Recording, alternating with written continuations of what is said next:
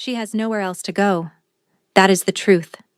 And Kyra knows it like she knows the cold seeping through her threadbare dress. 3 days she has waited outside the gates of Ironholt. 3 days since the soldiers brought word that her father would not be coming home. 3 days since the world ended. She has asked for shelter, for work, for anything. But the fortress guards do not see a grieving child. They see a nuisance, a beggar, something to step around like refuse in the road. So when the Alpha King himself rides through those gates, his warwolf padding beside him like a shadow made flesh, Kyra does the only thing left. She steps into his path. "Please," she says. "My father served you. He died in your war. I have nowhere to go." The courtyard falls silent, the kind of silence that happens when people stop breathing. Because the man she has just addressed is Alpha King Varric of Ironholt, the Wolf King, the conqueror of 11 realms. Men twice her size would not dare meet his eyes. He looks down at her from his warhorse. Those eyes, pale as winter frost, hold nothing she can read. "Leave," he says. "My fortress is not an orphanage, and that should be the end of it." Everyone expects her to run, to flee, to disappear like all the others dismissed by that cold, final voice. Kyra turns toward the gate, tears blurring her vision. She has taken 3 steps when the sound stops her.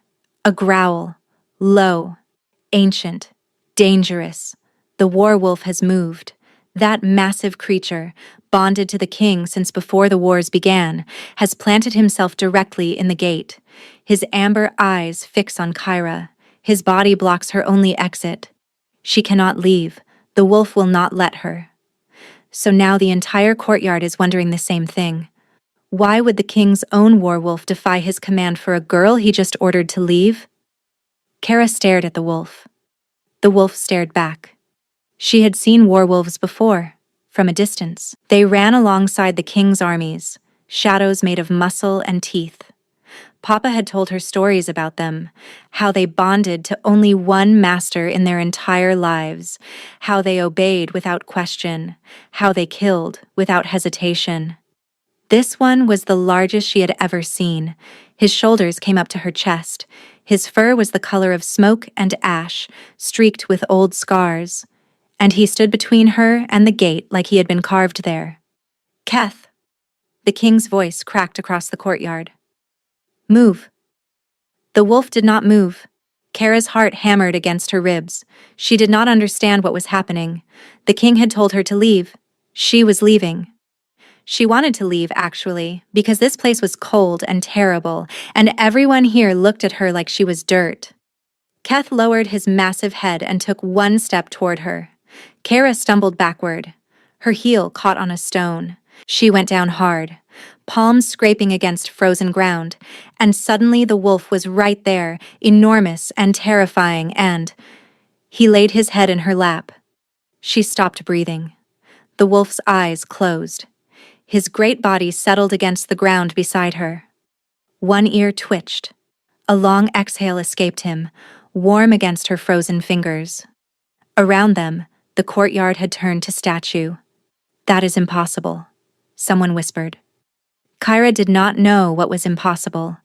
She did not know anything except that her hands were shaking and the wolf's fur was warm and he was very heavy against her legs. "Good boy," she whispered, because she did not know what else to say. The wolf's tail moved. Once, a tiny wag, heavy footsteps approached.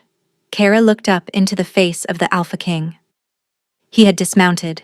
He stood 3 feet away, and his expression, she could not read it. But something had cracked behind that frost-colored gaze. Something that looked almost like pain. "Keth has never done that." His voice came out rough. "In 12 years, he has never let anyone else touch him." Kyra's fingers tightened in the wolf's fur. "I am sorry. I did not mean to. What is your name?" "Kyra. Kyra Brennan." The name landed like a physical blow. The king's face went white, his whole body locked, every muscle rigid, and for one terrifying moment Kyra thought he might draw his sword. "Brennan," he repeated. Flat. Careful. "Your father." His name was Brennan. Yes. Her voice came out small. He was your soldier. He died at Thornwood Pass 3 weeks ago. The soldiers only brought word 3 days past. She swallowed. They sent me his medal and his boots. The boots do not fit. Silence stretched between them. The king's jaw worked. He looked at Keith, then at her, then back at Keth. Take her inside, he said finally. His voice had changed. Something had drained out of it. Find her a room, food, whatever she needs. A guard stepped forward hesitantly. Your Majesty, the wolf. The wolf's head lifted. A growl rumbled through that massive chest, and the guard went pale and stepped back. Keth will stay with her, the king said. Each word sounded like it cost him something. Apparently. He turned away sharply. His cloak snapped behind him as he strode toward the fortress. But Kyra saw it before he turned. The way his hands were shaking. The way he walked like a man carrying something too heavy to set down. The wolf nudged her hand with his nose. Those knowing eyes looked up at her. Patient and ancient and unbearably gentle. I do not understand, Kyra whispered to him. Why did you stop me? Keth rose to his feet. He was so tall that her head barely reached his shoulder. His great body pressed against her side, steadying her, warming her. Then he started walking toward the fortress, clearly expecting her to follow. She followed. The guards parted around them like water around stone. Everyone stared. A few whispered, but no one tried to stop them. At the inner gate, Kyra paused. She looked back at the courtyard, at the massive iron gates, at the road that led to nowhere. She had come here to beg, to grovel, to ask for scraps. Instead, a king's werewolf had chosen her. She turned and followed the wolf into the fortress. Behind her, visible through a high window, the Alpha King stood motionless, his hands pressed flat against the stone wall. He was staring at the place where she had been, and his expression was the expression of a man who had just seen a ghost. Lysara had been summoned to Ironholt 3 months ago to cure an incurable king. The terms had been simple: fix whatever was wrong with Alpha King Varric. The violent episodes, the uncontrolled transformations, the blackouts that left him shaking and hollow. Fix all of it, or spend the rest of her life in a cell for crimes she had not committed. So far, she had failed. She watched from the infirmary window as the chaos in the courtyard unfolded. The child, the wolf, the king's face going white as bone. Interesting, she murmured. Behind her, Lady Morna, the elderly servant who had become her closest ally, made a disapproving sound. That girl will be dead by morning. The king does not take in strays. The king just did. The wolf did. Different thing entirely. Lysara turned from the window. Keth has never bonded to anyone but the king. In the entire history of werewolves, they bond once. Only once. I know the lore. Then you know this should be impossible. Lysara moved to her work table where vials and herbs sat in precise rows. Which means either everything we know about werewolves is wrong, or there is something very unusual about that child. Dinner that evening was held in the small hall. Lysara attended as court healer, a position that required her presence but not her opinion. She took her seat at the far end of the table and watched. The regent, Lord Heron, sat at the king's right hand. Silver-haired, impeccably dressed, with the kind of calm smile that never quite reached his eyes. He had served as Varric's guardian during the king's childhood, and now served as his most trusted advisor. Lysara did not trust him. She could not say why. He was courteous, intelligent, efficient. But something about the way he watched the king made her uneasy. The doors opened. Every head turned. The child walked in. She wore a simple gray dress, clearly borrowed, hanging loose on her thin frame. Her dark hair had been washed and combed. Her eyes, one brown, one green, swept the room with nervous determination, and beside her, pacing like a shadow-given form, walked Keth. The king's werewolf had claimed a new master. A young kitchen girl followed behind them, carrying a small plate of bread and cheese. She had a round face and kind eyes, and she hovered near Kara with obvious protectiveness. "That is Bryn," Lady Morna murmured to Lysara, kitchen staff. "She has apparently adopted the child as her personal responsibility." Lysara watched Bryn guide Kyra toward a seat, whispering encouragements. The girl seemed genuinely fond of the child. Lysara filed it away. The king's gaze tracked Kyra across the room with an intensity that stole Lysara's breath. He looked at the girl like she was something dangerous, something precious, something that hurt just to see. "Your Majesty." Lord Heron's voice was smooth. "Surely the child should eat with the servants?" "She stays." 2 words, final as a tomb ceiling shut. Heron's smile did not waver. "Of course." He gestured to a chair. "Come, child, sit." The girl, Kara, looked at the chair, then at the wolf, then at the king. Her chin lifted. "Thank you, but Keth does not like you." The silence that followed was magnificent. The wolf had positioned himself between Kara and Heron. Ears flat, hackles raised, a low rumble building in his chest. Heron's composure cracked for just a moment. His eyes flickered with something cold. Then he laughed, light and dismissive. "Animals are such simple creatures." "Keth is not simple," Kyra said. "He is wise. Papa always said animals know things people forget how to see." A shadow crossed the king's face. A flinch, quickly suppressed. Lysara filed it away. The father. The name. The king's reaction. Pieces of a puzzle she did not yet understand.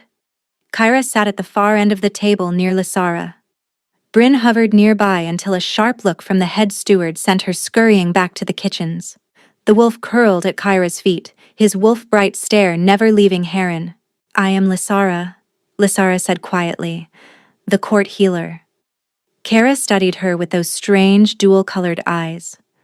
"Are you going to tell me to go away?" "No." "Why not?" "Because Keth chose you, and wolves are better judges of character than people." A tiny smile flickered across the girl's face. After dinner, Lysara lingered in the corridor. She watched Heron approach the king near the eastern stairwell. Their voices were low, but she had good ears. She could be a plant, an assassin's tool, a weapon aimed at your heart. She is a child. She is a liability. Heron's voice dropped lower. "She needs to go, Varric, before she causes damage we cannot undo." Lysara could not see the king's face, but she heard his response. "The wolf stays. The girl stays. This conversation is over." Footsteps. A door closing. Lysara pressed herself into the shadows as Heron passed. He did not see her, but she saw him. His face, in the torchlight, held no trace of the courteous advisor. His eyes were cold, calculating, fixed on the corridor where Kyra had disappeared, and the smile on his lips made Lysara's blood run cold. Kyra had been at Ironholt for 1 week when she found the boy in the kennels. She was not supposed to be in the kennels. She was not supposed to be anywhere, really, except her room. But Keth got restless when he was cooped up too long, and the servants were too afraid of him to tell her where to go, so Kyra had started exploring. Today, something was wrong. She heard the crying first. Quiet. Muffled. The kind of crying someone was trying very hard to hide. Kyra followed the sound around a corner and stopped. A boy, maybe 2 years older than her, knelt in the straw. His shirt was off. His back was a mess of red welts. An older man stood over him with a leather strap. "You will learn," the man was saying. "You will learn, or you will bleed until you do." The strap rose. "Stop!" The word tore out of Kara before she could think. She was across the kennel in 3 steps, putting herself between the man and the boy. "What do you think you are doing, girl?" "No." The word came out clear and sharp and absolutely certain. Behind her, a growl built like thunder rolling across mountains. Keth had followed her. He padded out of the shadows, and the man with the strap went white. "Hitting a child is not business," Kyra said. Her voice was shaking, but she did not care. My papa said people who hurt children are cowards. She turned to the boy. What is your name? Tommen, he whispered. Come with me, Tommen. She took his hand and walked out of the kennel. Keth followed. The man with the strap did not move. The great hall was full when Kyra marched in. She did not know there was a council meeting happening. She did not know that every important person in Ironholt was watching the Alpha King review military reports. Your Majesty. Every head turned. The king looked up from his maps. His eyes found her, then found the boy behind her, then found the welts on the boy's back. His face tightened. Something dangerous stirred behind his eyes. Explain. There is a man in the kennels hitting children with a strap, Kyra said. Tommen did not do anything wrong. He just dropped a bucket. And the man was hurting him. And I know you are very busy, and I am sorry for interrupting, but Papa said, when you see something wrong, you have to say something. Lord Heron cleared his throat. Your Majesty, discipline among the servants is a matter for the household steward. I did not ask you. Heron's mouth closed. The king rose from his chair. He walked toward them, tall and imposing, and Kyra suddenly remembered all the stories about him, the Wolf King, the conqueror. But she did not flinch. She thought about Papa, who had stood up to bullies twice his size. The king stopped in front of Tommen. He crouched, bringing himself to the boy's level. Who did this? The kennel master, Your Majesty, Master Garrett. The king's jaw tightened. He stood and turned to the nearest guard. Bring me Master Garrett, now. His voice was ice. And send word through every hall in this fortress. Any man caught striking a child will lose the hand that held the weapon. My word is law. A murmur ran through the council. The king turned back to Kyra. That frost-colored gaze searched her face. Your father. What was his name again? Brennan, Your Majesty. His composure fractured. Just for a moment. He taught you this. To speak up. To protect the weak. Yes. Even when you are afraid. Especially when I am afraid. Papa said courage is not about not being scared. It is about being scared and doing the right thing anyway. The king stared at her for a long moment. Then his hand came down on her head. Brief. Gentle. Almost like a blessing. Your father, he said, and his voice cracked on the word, was the best man I ever knew. Kyra blinked. You knew him? But the king had already turned away. He was walking toward the doors and his face had gone hard and cold again. Kyra stood in the middle of the great hall with Keith pressed against her side. The king had known her father. Her father had been the best man he ever knew. But then, why had Papa died? Why had no one come for her? Why had she been left alone? Come, child. Lysara had appeared beside her. Let us find you both some food. Kyra let herself be led away, but she kept looking back. The king had known her father, and when he had said it, he had looked like a man confessing to a crime. 2 weeks passed, and Lysara watched everything. She watched the way Kyra moved through the fortress like sunlight through cracks in stone. The servants who had ignored her now nodded when she passed. The stable boys saved scraps for Keth. The kitchen staff, especially young Bryn, slipped her extra bread, and she always shared it with whoever looked hungriest. She watched the way the king watched Kyra. He kept his distance, always.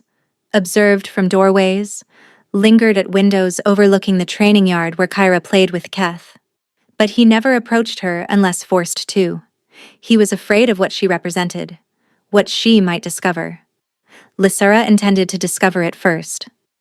She found her opportunity on the 14th evening, when Varric summoned her to his private chambers for her weekly assessment. The room was sparse for a king, a massive bed, rarely slept in, a desk piled with reports, a fireplace that burned low, and weapons everywhere. A room built for a man who expected attack. Varric stood at the window, his back to her. Your report, he said. Lysara clasped her hands behind her back.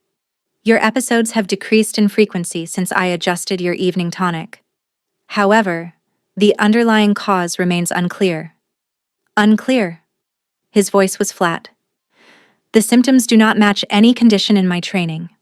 Sudden loss of control. Violent transformation. Memory gaps. She paused. These are not natural, Your Majesty. He turned, those pale eyes fixed on her. What are you suggesting? I am suggesting that something is causing this. Something external. You think I am being poisoned? I think it is worth investigating. You are not the first healer to suggest this. I have had my food tested. My wine. My water. Nothing. Perhaps they were not testing for the right thing. And you know what the right thing is? Not yet. Lysara met his gaze steadily. But I am very good at finding answers. Something flickered in his expression. Interest, perhaps, or hope, quickly buried. The girl, he said abruptly. How is she? Kyra? She is thriving. The servants adore her. And Keth? Has not left her side for more than 10 minutes since she arrived. Varric turned back to the window.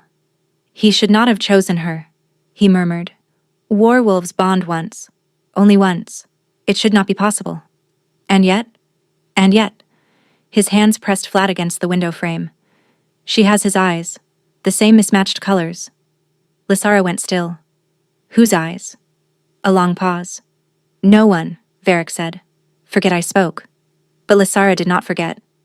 May I ask something, Your Majesty? You may ask. The girl's father, you knew him. His shoulders went rigid. Yes. He died at Thornwood Pass. Yes. How? The silence was complete. He died, Varric said finally, each word pulled from somewhere deep and bleeding. Because I gave an order. An order based on information I trusted. Information that was wrong. Lysara's mind raced. Wrong information. A trusted source. A soldier dead because of it. Who gave you the information? Varric's head bowed. I have asked myself that question every night for 3 weeks. He did not answer it, but Lysara saw the way his hands had clenched into fists, the way his breath came shallow and uneven. He knew, or he suspected, and the knowledge was eating him alive. A knock at the door shattered the moment. Enter, Varric called, his voice snapping back to cold authority. A servant appeared. Your Majesty, Lord Heron requests your presence in the war room. Varric straightened. The mask slid back into place. We are finished here, he told Lysara. Continue your work. Report any findings directly to me.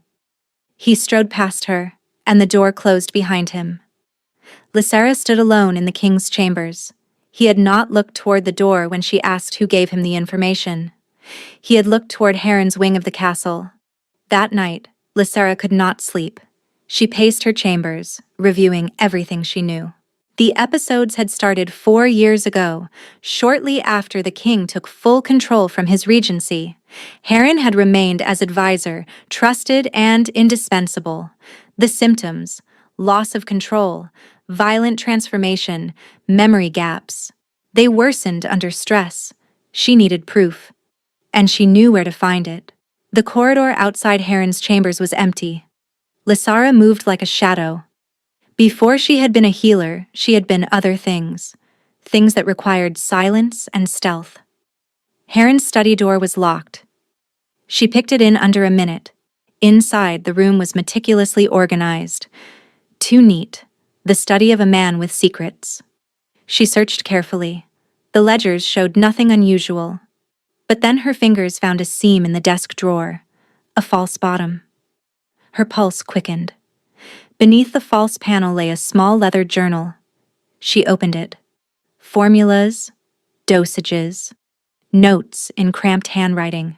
Subject responds to increased concentration with heightened aggression and loss of rational control. Transformation becomes involuntary. Memory of episode is fragmentary or absent. Recommend continuing current regimen. Lysara's blood ran cold. She turned the pages. Dates that corresponded with Varric's episodes. references to something called thornbloom extract. It was a neurotoxin.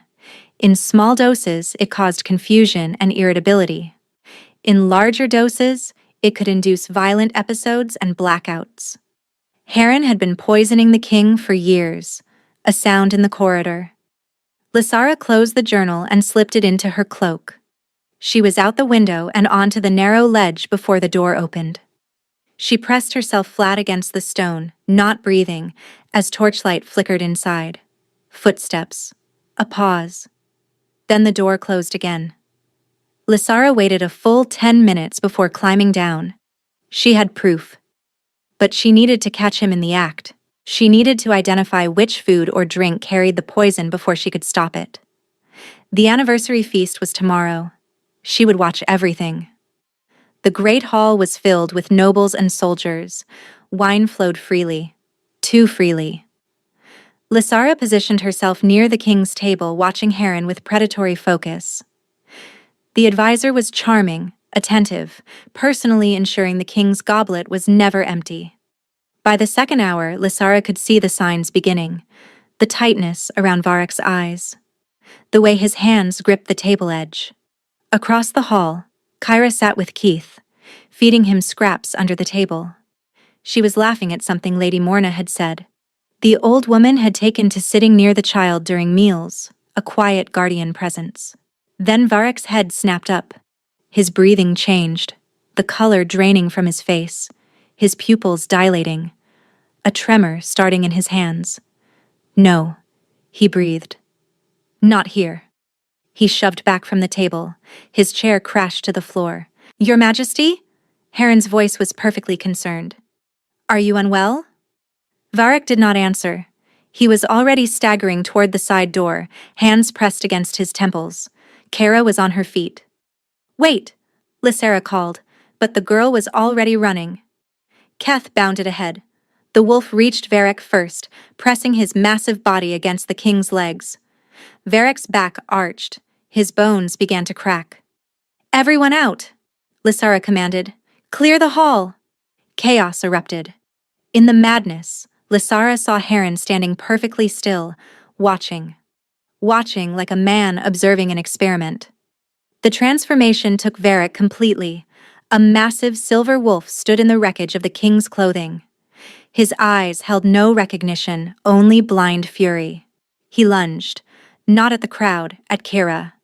Keth intercepted him. The two wolves crashed together with a sound like thunder. They rolled across the floor, snarling and snapping, and Kara walked toward them. Stop! Lysara screamed. Run! But the girl kept walking. Her small hand reached out.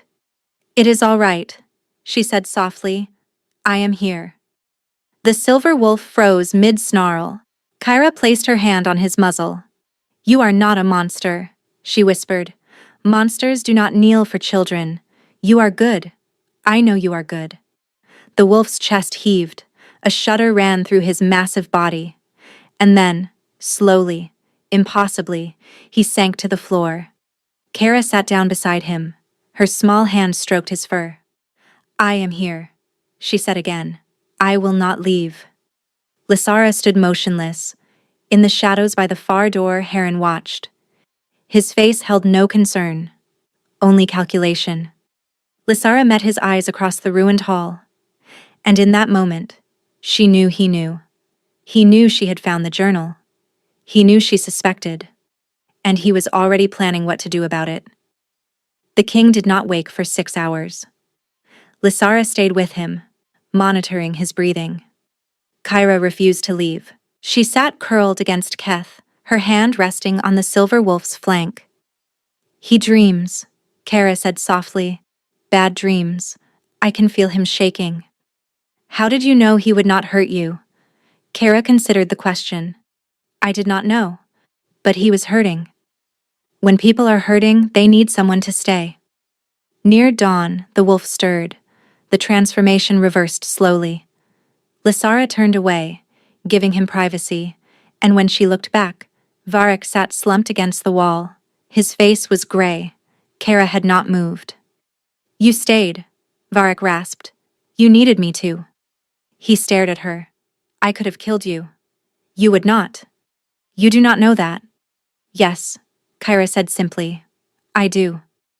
Varric's head fell back against the stone. Leave us, he said to Lysara. Please. Lysara hesitated, but the danger had passed. Whatever needed to happen between the king and this child, it was not her place to witness. She slipped out the door. Inside, Varric opened his eyes. Kara sat 3 feet away, watching him. Your father, Varric said. His voice came out wrecked. I need to tell you something. Kyra went still. He served under me for 2 years. He was the only man in my army who told me the truth, even when it was hard. He would look me dead in the eye and say, I think that is wrong, Your Majesty, and here is why. Papa always said lying was for cowards.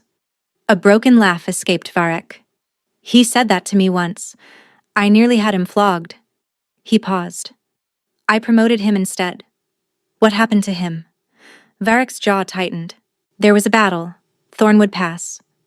I received intelligence that enemy forces had massed in the Eastern Valley. I sent a company to intercept them. Brennan led it. He swallowed. The intelligence was wrong. It was a trap. He died in the trap? No.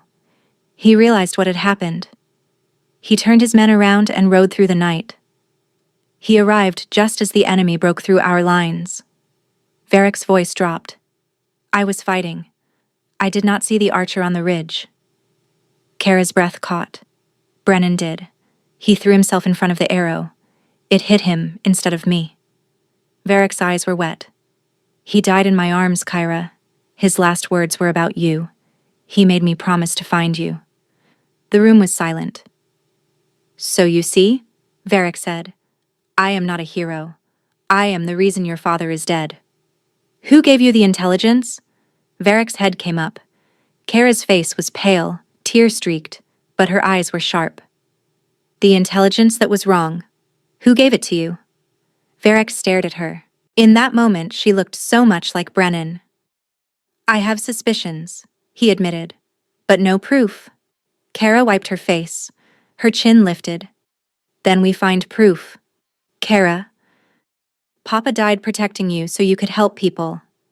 If someone is hurting you, if someone got Papa killed, we find out who. And we stop them.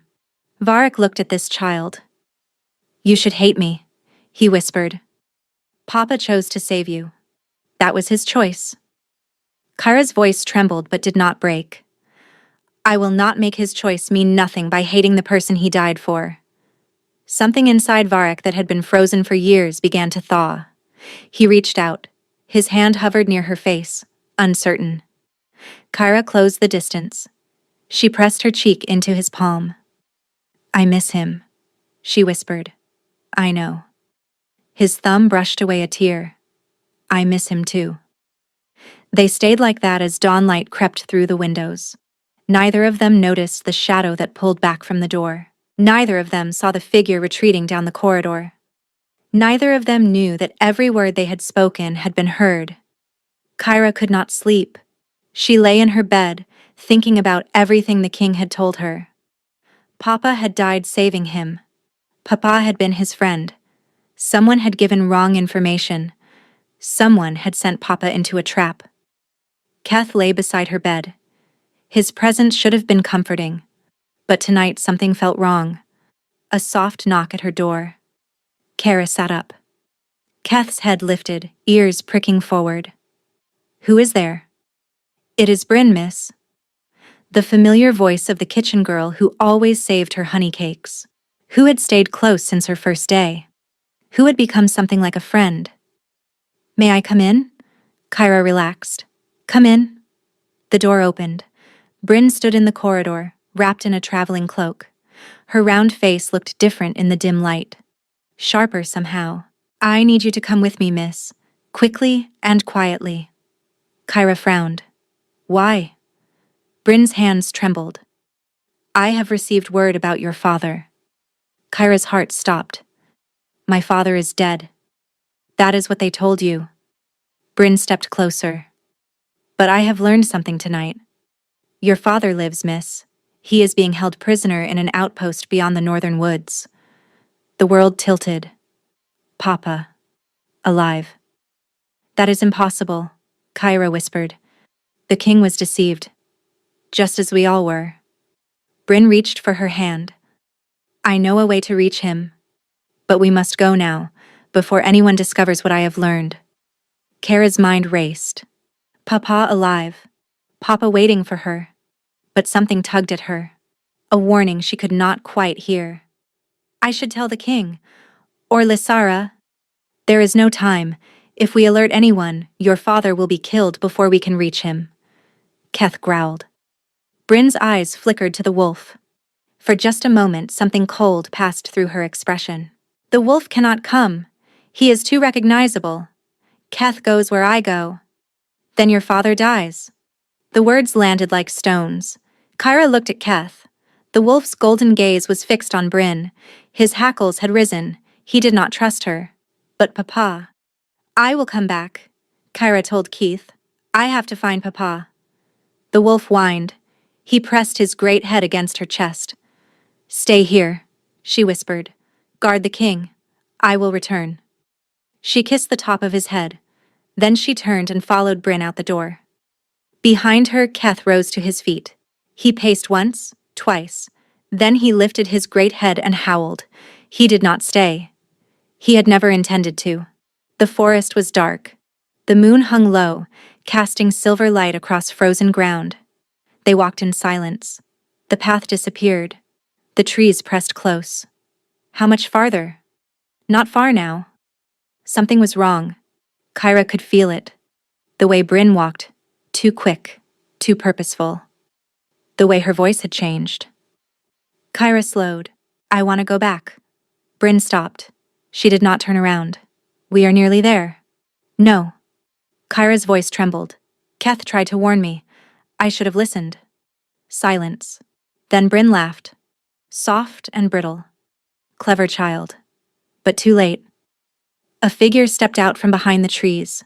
Lord Heron. His eyes were flat and cold, his smile sharp as a blade. Hello, little one. Thank you for coming. Kara stumbled backward. Where is my father? Dead, I am afraid. Quite thoroughly dead. Heron walked closer. He died screaming your name. I made certain of that. Kara's whole body went cold. You killed him. I arranged his death. He was asking too many questions. Heron stopped 3 feet away. Just like you. The king will find out. Lysara will be dealt with.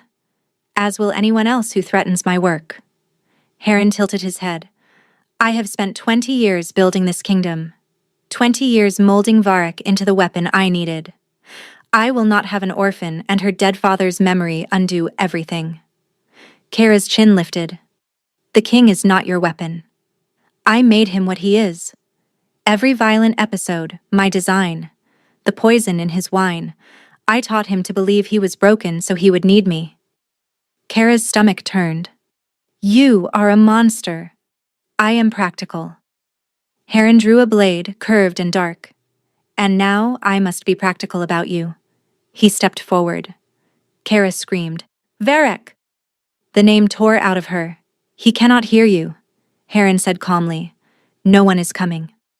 A howl split the night, distant at first, then closer. Heron's face changed. The trees exploded. Keth burst through the underbrush, eyes blazing. He hit Bryn first, throwing her aside. Heron lunged for Kara. Something larger hit him. A silver wolf, massive and terrible, crashed into Heron. The blade flew from his hand. His body slammed against a tree. Varric. Eyes wild with fury, but controlled, precise. He pinned Heron to the ground with one massive paw. Wait, Heron gasped. You need me. Without me, you are nothing. The wolf's jaws closed around his arm. Heron screamed. Stop! Kyra's voice cut through the clearing. The wolf froze. Do not kill him, Kyra said. He needs to answer for what he did. Killing him is too easy. A long moment passed. Then the wolf released Heron's arm. Keth padded to Kyra's side. The silver wolf turned toward her. An arrow, black-shafted.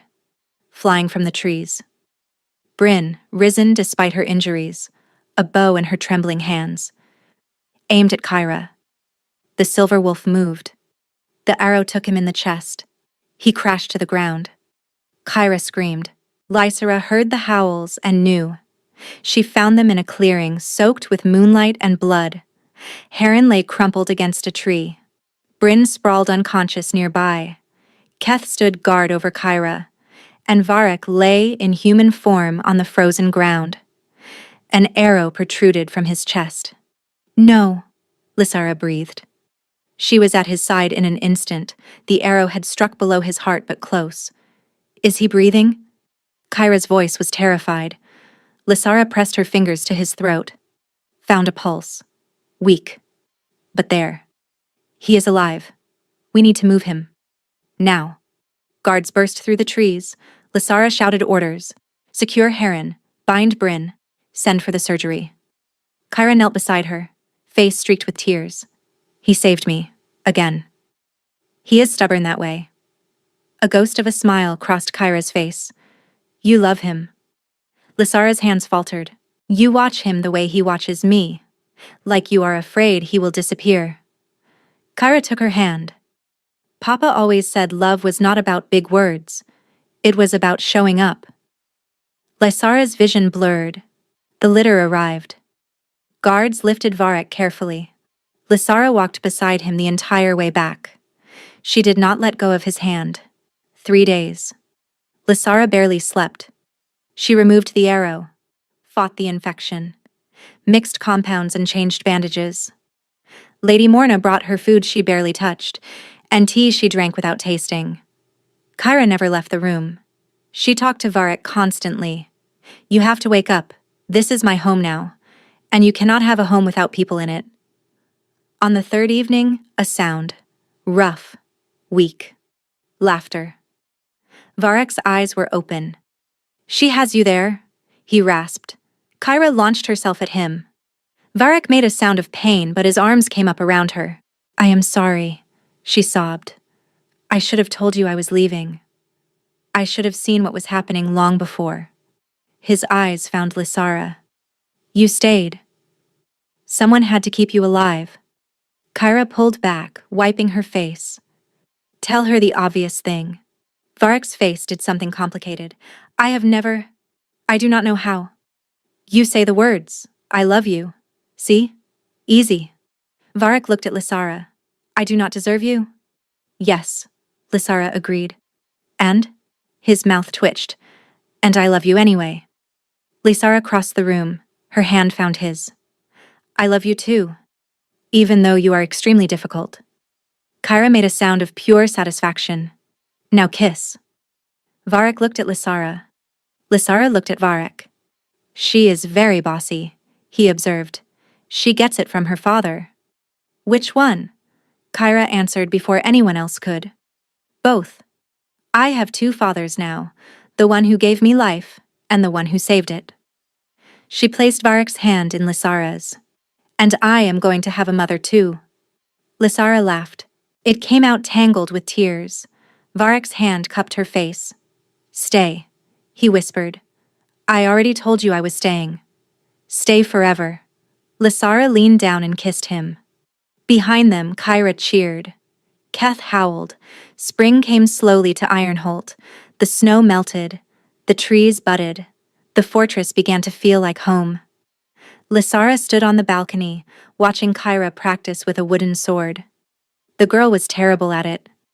She kept apologizing to the training dummy when she hit it too hard. Varric watched from the edge of the yard, arms crossed, fighting a smile. 3 months had passed. Heron awaited trial. Bryn had confessed everything in exchange for a lesser sentence. The truth had spread through the kingdom. Where Varric had once been feared, he was now respected. Almost loved. The violent episodes had stopped entirely. There had never been anything broken about him. "The council has approved the formal adoption," Varric said, appearing at Lysara's side. "The documents are ready." Lysara's heart swelled. "Have you told her?" "I was waiting for the right moment." "There is no right moment. There is only now."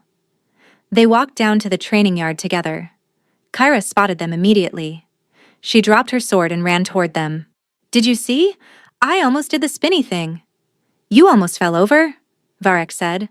Almost falling is almost doing. Varric crouched to her level. I have something to ask you. If you agree, you will become my daughter. Legally, a princess of Ironholt. Kyra went very still. Your daughter. Yes. You would be my heir. My family. His voice cracked. My reason for being better. Kyra's eyes filled with tears. Papa wanted me to find you. He knew. He knew what? That I needed a home, and so did you. She threw her arms around his neck. Yes, I want to be your daughter. Varric held her tightly. Then Kyra fixed Lysara with a stern look. You too. You have to be my mother now. Lysara laughed through tears. Varric's arm came around her waist. The three of them stood tangled together. Keth circled them, then sat down with a satisfied huff. I have one more question, Varric murmured. Only one? Will you marry me, Lysara? Will you be my queen? Kyra was bouncing. Say yes. Say yes. Lysara looked at this man who had been brought to his knees by a child with mismatched eyes. Yes. Kyra shrieked with joy. Varric kissed her, and Lysara melted into him. When they broke apart, Kyra was beaming. I knew it, from the very first day. You were unconscious for most of the first day. I knew it unconsciously. Lysara laughed. Varric laughed. Keth howled. Some wounds could not be healed with medicine. Some wounds could only be healed with love. Thank you for listening. I hope you enjoyed this story. These stories only exist because of you. Because you listen, you share, you come back for more. I am so grateful you are here.